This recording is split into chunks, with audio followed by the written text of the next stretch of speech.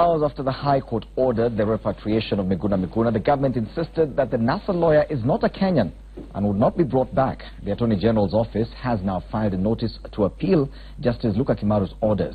Sam Ogina reports. Good morning. Rattled by the High Court decision revoking the deportation of Miguna, the government has fired back, insisting Miguna's deportation was procedural. Interior Principal Secretary Karanja Kibicho faulting Justice Luka Kimaru's judgment, claiming it was not in the best interest of the country. The Interior PA is adamant that Miguna's Kenyan passport was illegally acquired. The government, through the office of the DPP, has now filed a notice to appeal the decision revoking Miguna's deportation. In quashing the deportation of the firebrand NASA crusader, Judge Kimaru faulted Interior Cabinet Secretary Fred Matiang'i, saying he acted in contravention of a court order to release Miguna on a bond of 50,000 shillings. The declaration dated 6 February 2018 issued by Fred Matiang'i, Cabinet Secretary, Minister of Interior and Coordination of National Government, is hereby declared null and void and of no legal effect because it was issued in contempt of the orders of this court. As such, Kimaru ordered state officials to surrender Miguna's passport to the courts within 7 days. While deporting Miguna, the Department of Immigration claimed that the NASA lawyer had renounced his citizenship in 1988 when he acquired a Canadian passport. The valid Kenya passport of the applicant shall be surrendered to the Deputy Registrar of this court by the Director of Immigration within 7 days of this ruling. That passport shall be dealt with by the court with jurisdiction in accordance with the law. The Inspector General of Police and the Directorate of Criminal Investigations have also been asked to submit a written undertaking that they will obey the court order. This after the two failed to obey a court order to release Miguna the day he was whisked out of the country. Miguna's lawyers have applauded the court for stamping its authority. What this means is that Miguna is back. It has spoken to all state officers and public officers that you cannot disregard the law at will. The firebrand NASA crusader was controversially spirited to Canada has denied ever renouncing his Kenyan citizenship. Miguna was born in Nyando, Kisumu County. That story features on the front page of the Standard this morning. Miguna Dares Uhuru vows to return. Homecoming High Court Judge Luka Kimaru declares order to deport opposition lawyer illegal and wants his citizenship restored. The story continues on page 4 of the Standard. Yes, exiled lawyer digs in for vicious legal battle. Miguna free to return as his deportation quashed. Now this is before the government decided that they were going to appeal that decision. Also on page 5 of the Daily Nation, the story is there. Deportation saga. Judge orders that lawyer's passport be surrendered to court registrar. Matiang'i appeals as court revokes Miguna ejection. That's the story on page 5 of the Daily Nation. On Twitter, Miguna is a second trending hashtag. Hashtag Miguna. Quite a number of tweets on that front. Just looking at them, and yes, some of the language is not very nice, so I may not be able to sample all of them. But one here, at J.K. Njenga, he says, be careful what you wish for others. If you remove a court's ability to protect Miguna, you also deny the ability to protect you. Well, that's the second trending hashtag in Kenya this morning. Meanwhile, lawyers yesterday held a peaceful march to protest against state officers' failure to obey court orders. The lawyers assembled at Milimani Law Courts before marching to the Supreme Court building as part of their nationwide Yellow Ribbon campaign. Among the cases cited is failure by the government officials to reinstate TV signals despite a court order and the recent deportation of NASA lawyer Miguna to Canada. Prior to his deportation, the High Court had ordered police to release Miguna.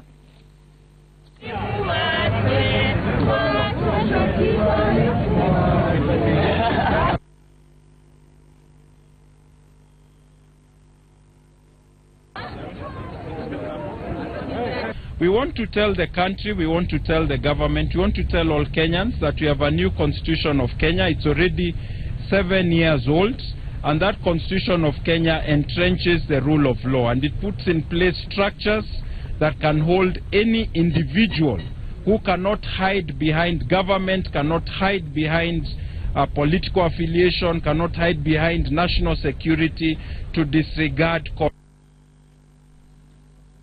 Yes, that much took place yesterday, but on the 12th page of the Standard this morning, plan to boycott court session splits lawyers. Law Society of Kenya is unhappy with the government, which it accuses of refusing to obey court orders. There was a planned boycott of court proceedings that was initially to kick off at the beginning of this week.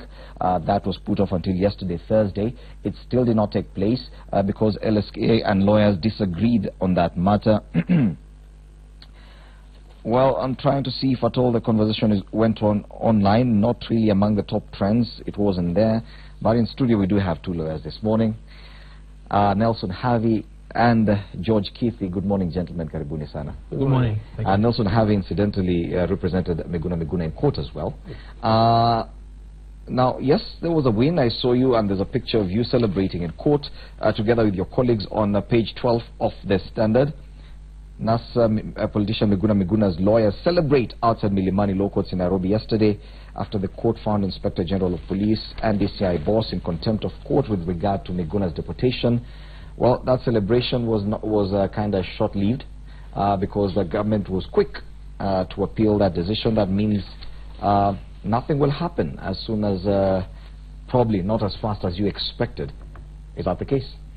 No, that's not the case. And in fact, this celebration is not a celebration that is limited to Miguna or Miguna's lawyers. This is a celebration for the entire people of the Republic of Kenya. Reason being, yesterday the court reiterated the fundamental precepts that the rights that are given to an individual are rights that cannot be taken away. They cannot be taken away by anybody who claims to be president. They cannot be taken away by anybody who claims to be Minister of Interior. They cannot be taken away by anybody who claims to be Director of Criminal Investigation or Inspector General of the Police. Because, you see, the trend that has been developing is a very worrying trend where certain individuals who hold public office think they are above the law. And you can clearly see that from the statement of Karanja. Because on what basis does he come to the conclusion that the decision of the court is not a proper decision? He is not a lawyer. He is not a judge. In fact, from a review of his statement, it looks like it was made even before obtaining legal advice. But this goes to show you to what extent the executive is determined to abrogate the rights of Kenyans. Well, and the fact that the executive appears to be executing an assault on the judiciary, well, you can see quite a number of discussions to do with Justice Luka Kimaru, CJ David Maraga, High Court, judiciary, all this in relation to what has been happening in the relationship between the executive and the judiciary. Of course, Miguna's case has been one of those most talked about. Yesterday, George Keithy, you saw what happened. The judge has been issuing quite a number of court orders. Most of them have been disobeyed. Do we expect the government to obey this one? Well, inevitably, the government is duty-bound to obey and respect court orders, notwithstanding how hurtful by the government, I mean the executive this time around. Yes. Now, the executive or persons in the executive are duty-bound to respect and obey court orders. But here's the thing, that the friction between judicial and executive is not something new in our country, and neither is it something that is going to stop here.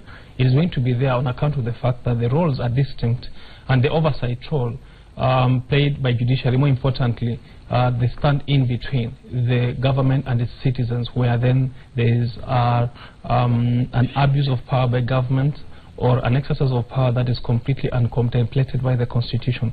That's where we run to, and we run to the judiciary. So, although this thing is politically emotionalized, it should be looked at distinctly to be that the judiciary is doing its duty as it should and is continuing to do. But put it this way, that the reason why now, before, and continuously we're going to see these incidents as consistent and persistent as possible is because there is a collective application to the order that does not attract personal punitive measures as good as that which will make the person fearful of the implication and repercussions of disobedience. Put it this way, apart from contempt, which then the judiciary has to still rely on the executive in administration of the police, which apparently ought to be in but isn't, on account of how the environment is and how it's being implemented, and of course how the police reforms are. What we are seeing is the judiciary needs either to go further to punish more than a mere contempt application of adjailment. Probably one is loss of personal properties, but more importantly, if in any event we look at this issue and look at a reformist approach this way, that once it is obligated upon you to obey lawful orders and disobedience of lawful orders becomes personal, then it starts to make sense. For instance, assuming Miguna is going to be compensated in damages, it's you and me who are going to pay that damages because it's the taxpayer, it's not the individual. Assuming that if there are a shutdown of media houses and another, if they sue for damages, who is going to be responsible? It is the taxpayer because of an action of an officer who apparently was reckless enough or negligent enough.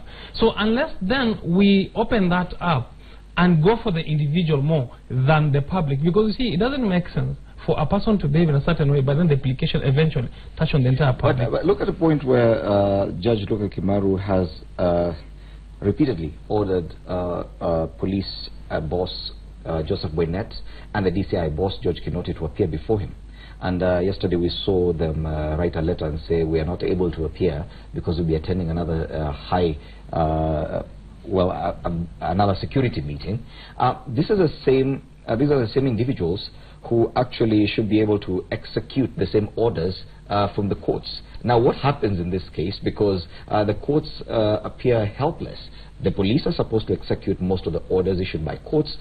You cannot even summon the police boss or the DCI boss. They simply say we are not available for you.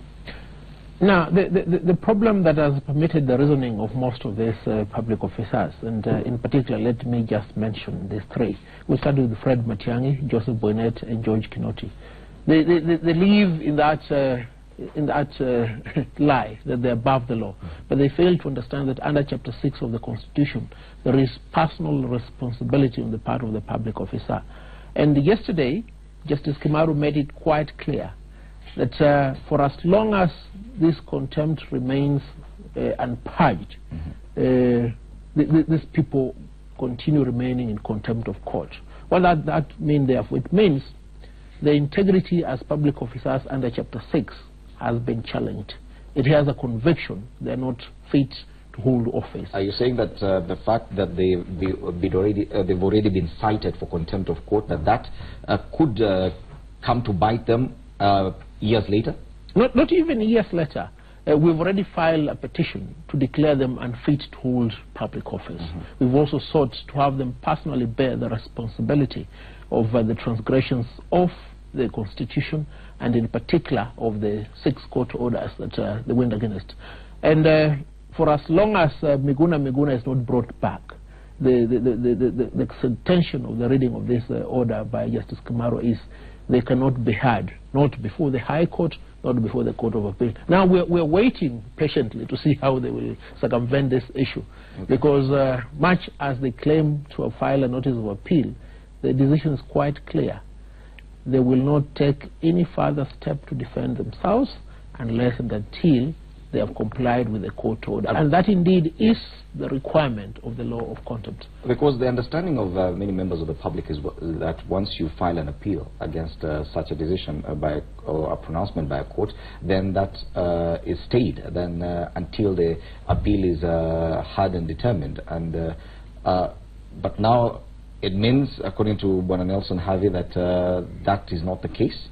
Do you agree? Well, an appeal is available for the state on many fronts. The first front is whether then the contempt declaration was final in nature or it's interim in nature. Interim in the sense that there could be contempt on the face of court, and that the court then makes a determination there and then, pending, of course, the purge of the incident that informs the court's finding of contempt. But that, again, can be challenged because, you see, everybody has a right to be heard that can be taken away. But the second issue that will be looked at is the environment and contextual issues.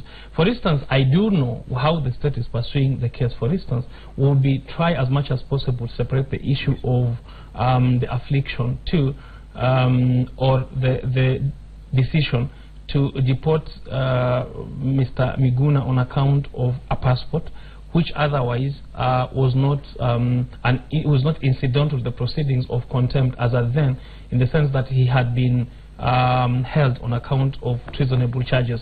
That, of course, is a clever way of trying to separate the issues. However, what happened is that the body and person of Miguna had been commanded to be produced by way of production and by way of an order by the court itself. It is the same execution by the same persons that seem to then bring the issues and merge them together, in that whoever was taking away Miguna was the same person or same person before court who is supposed to, in a sense, have produced him but took him away. So right? This appeal will not necessarily stop... no, the appeal in my view will be there. As to its, how plausible it is what then will be determined. But number two, again, remember that the institution of judiciary looks at contempt of court, especially on public matters such as this, collectively. In fact, it sometimes is looked as an assault, an affront to the integrity of the judiciary. So it becomes very difficult for a brother judge who has been contempted in the lower court, or assumingly so, then that again to be assumed in the Court of Appeal. But depending on the presentations, the Court of Appeal may, notwithstanding here, but that could take a while before that appeal process is exhausted. It could take a while. I think the biggest question, and probably just to put it in a simple way, if Miguna was to buy a plane ticket and take a flight to Kenya, land at the GKIA today, after all his deportation was revoked, will he be allowed into Kenya? Absolutely, yes. It must be remembered that Miguna has two passports, a Canadian passport and a Kenyan passport. His Canadian passport is still intact. His Kenyan passport is the one that was unlawfully seized by the government on the pretext that he was not a Kenyan. Now, the decision of yesterday says expressly Mr. Miguna's valid passport must be deposited in court. Kenyan passport? Yes, Kenyan passport. Which therefore means Miguna can take a ticket from Toronto, fly to Jomo Kenyatta International Airport and demand access, entry into the Republic of Kenya. If he is denied access... As early as today. As early as today. If he is denied access, then the government will be continuing the disobedience of the court order. Now, in the event of this eventuality, it will be incumbent upon us now to push the issue further, because they cannot claim to be appealing, yet at the same time, if you look at the reasons as to why they took this action, the reasons do not add up, because there are a sequence of about 3 explanations. The first explanation was that Miguna was supposed to face a charge related to treason. Now they took him to the Kajiado law courts. When they were confronted with the order to bring him to Milimani, they refused to bring him to Milimani. Instead, they drove him to the airport. And it seems like they made a decision that he was not a Kenyan citizen within a period of less than 2 hours. Now, yesterday, when their decision is revoked by Justice Kimaru, what explanation do they have now? That Miguna's presence in the country is not in the best interest of Kenya. Now, which individuals can qualify that category of not being in the best interest of Kenyans? They are, of course, criminals. Where are they kept? They are kept in Manyani or Kameti. No wonder, therefore, we say the government cannot take 3 positions that are completely at loggerheads with each other. If for a fact Miguna is a threat to the security of this country, that is an issue to be established by a court of law. He must be arraigned in Kajiado law courts, and the magistrate in Kajiado law courts has said, I want Miguna here on the 28th of February. So the government cannot cannot have its cake and eat it. Okay. It must allow Miguna to come back. Okay.